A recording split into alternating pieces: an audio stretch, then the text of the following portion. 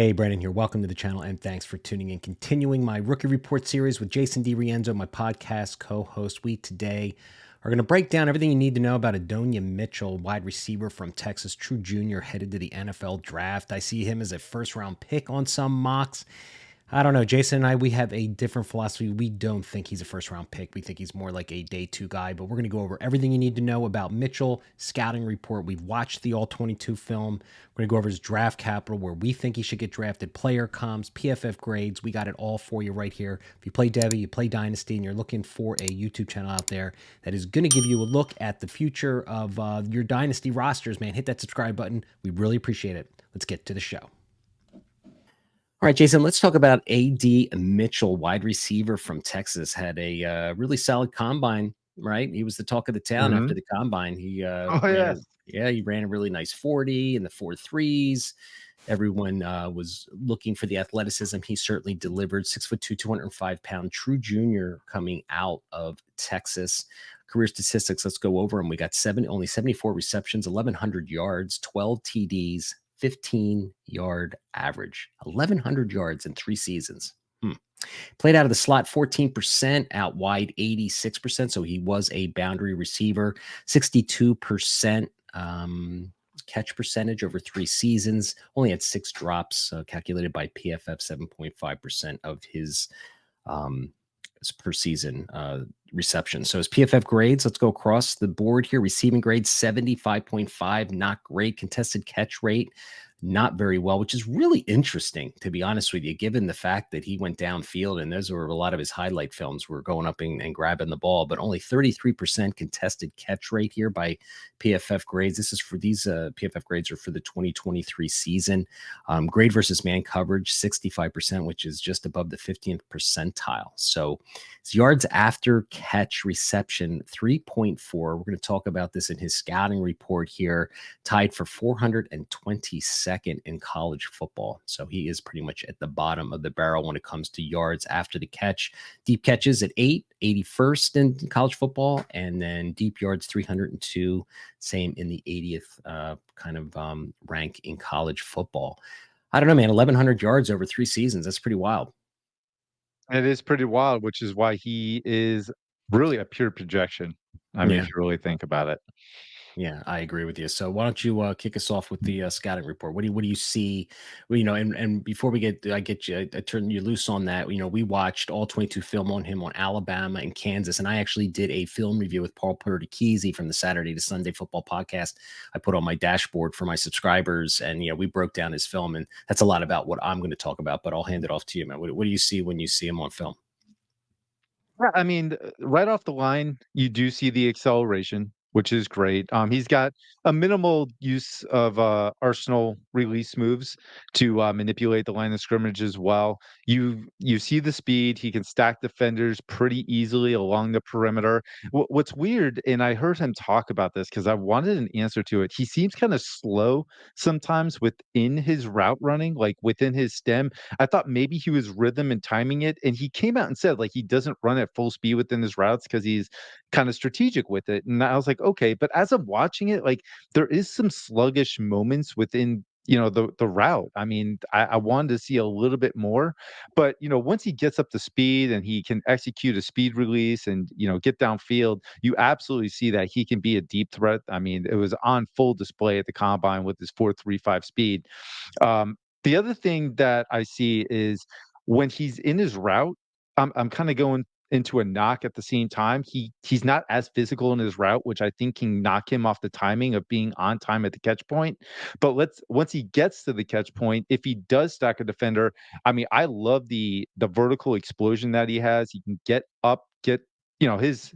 Let's put it this way: his elevator goes all the way to the penthouse as far as his vertical explosion. Like, he can really snag the ball out of the air pretty easily, catches outside of his frame. That catch that he had where he had to contort his body and it felt like he was Michael Jordan midair in that the Kansas game for a touchdown. Right. That was Yeah. unbelievable. But then I saw another game against FSU where he was really struggling to detach himself, or maybe it wasn't FSU, it might have been Alabama, where he was struggling to detach himself from the defender, allow the defender to get inside leverage, and he couldn't get on time at the catch point, and in a contested situation, he failed. So it's going to be really hit or miss, which is where that, 4 out of 11 contested catch ratio probably comes from, because it's not consistent. But when he does catch outside of his frame in contested situations, it's pretty remarkable. He makes it a highlight reel film. So I think really he is just a true vertical guy. He can get within those in and out breaking routes, but it's not very consistent. I want to see a little bit more manipulation. To me, I just see a one-dimensional receiver that has a lot to learn within the route running, which makes sense because he did run a limited route tree too. So again, to me, he's just a pure projection, but the upside, I get it. I mean, we saw it with the combine too. Yeah, well, the combine is just, we talked about it earlier, just could be overreacting and really pushing him into the first round. I mean, I'm going to add a couple of the things that, you pretty much summed it up in a nutshell as well. When watching the film with Paul, the one thing, his hands were pretty solid. I mean, he had some really Mhm. spectacular Yeah. catches, reaching back, especially like in breaking routes.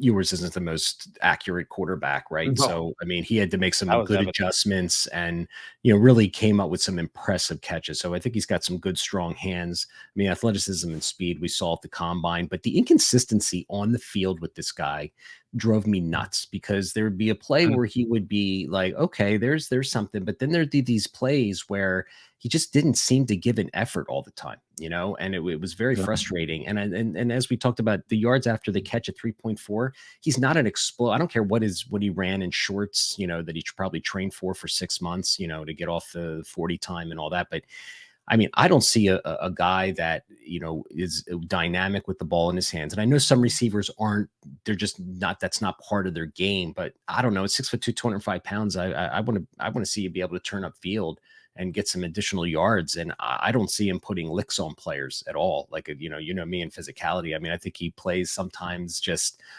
not to kind of get hurt or whatever, but I don't see someone who, loves contact out there. So I agree with you. I think he's a projection. I think he could be a great receiver in the NFL, but we Mhm. just push these guys like so forth. I think this guy's a second round pick at best.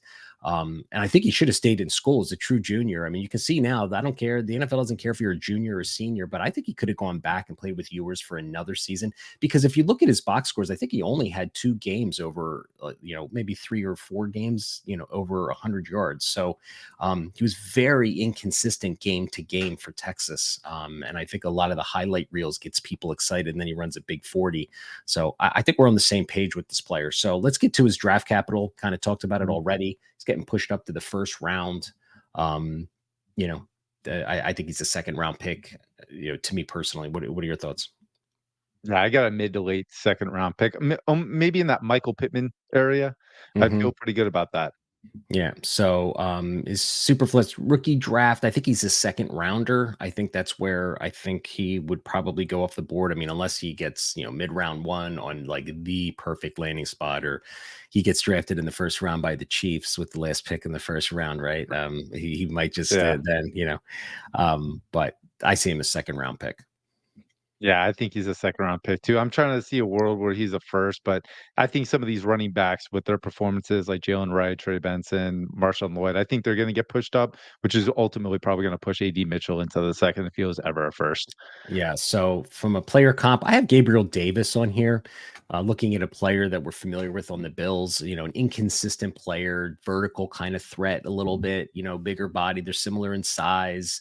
And Gabriel Davis is not like a yak guy at all. He's more of a possession receiver, can win vertically a little bit. I kind of see them in a similar light. And I could see them having a kind of a similar path in the NFL. So when I do these player comps, it's kind of like a similar style play, but I kind of didn't try and Mm. marry as well, like what kind of, you know, career path I can see them taking. And I could see AD Mitchell being a wide receiver 3 on a team. So it's kind of hard to Yeah, take him in the first round if that's what your projection I is. know. He's definitely not a wide receiver 1, and he's borderline a wide receiver 2 in my mind. I think he's like a nice third receiver on a team. Yeah, I think that's a good way to put it, where I think he's like automatically a solid wide receiver 3 with wide receiver 2 upside. Like I Mhm. can absolutely see that. Right. I have Denzel Mims. Coming Yeah. out, Denzel Mims, he was one of those guys that everybody's really excited about. He was hyper Yeah. productive in college, so maybe the production profile is a little bit opposite, but I see very similar players and skill sets. I think AD Mitchell might be a more nuanced route runner than Denzel Mims was, but I see very similar skill sets and some of the same concerns I had about Denzel Mims with his physicality within his route running and just the timing and rhythm within his route. I have the same thing with AD Mitchell, so I kind of see a little bit of both. Hopefully, AD Mitchell's path is much better than what Denzel Mims have had in the Yeah. NFL. Yeah, I would agree. Yeah, I guess if you're an AD Mitchell fan and you hear that comp, you're probably not very happy. But hey, we got to call it like Paths we can see change. it. Paths Yeah, can change. Yeah. yeah. So that's our rookie report on Adonia Mitchell.